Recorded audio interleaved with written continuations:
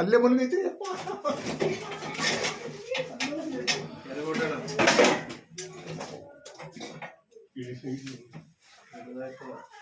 ಆಯ್ತು ಈಗ ಬರೀ ಬೋರ್ ಆ ಕಡೆ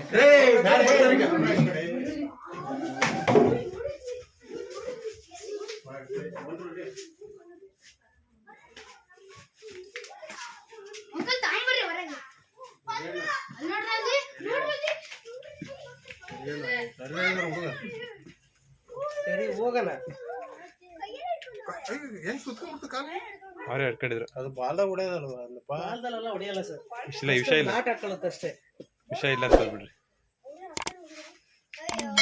ನೋಡಿದೆ ಅದು